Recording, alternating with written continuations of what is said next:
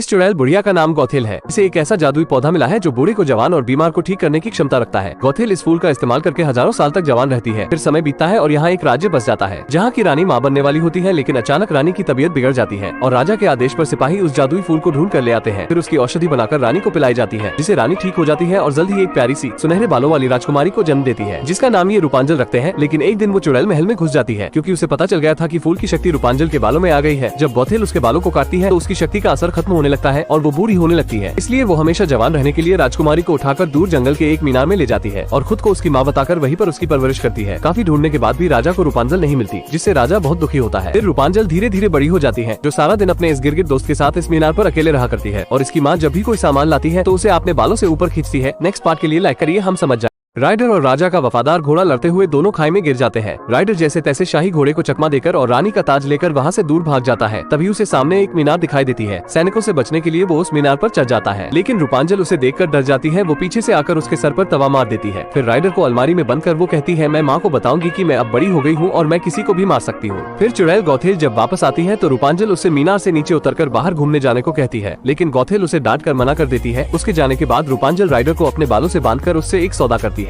वो उसे ही शर्त पर छोड़ेगी और ताज भी तभी लौटाएगी जब वो उसे बाहर की दुनिया घुमाएगा। राइडर समझ जाता है कि ये पापा की परी पागल है और कुछ भी कर सकती है, इसलिए समझदारी दिखाते हुए वो उसकी बात मान जाता है। जिसके बाद रूपांजल राइडर के साथ पहली बार उस मीनार से बाहर निकलती है। लेकिन आगे ये पागल लड़की राइडर के लिए क्या क्या मुसीबतें खड़ी करती है, जानेंगे ये हम पार्ट 4 में, जिसके लिए आपको लाइक करना होगा।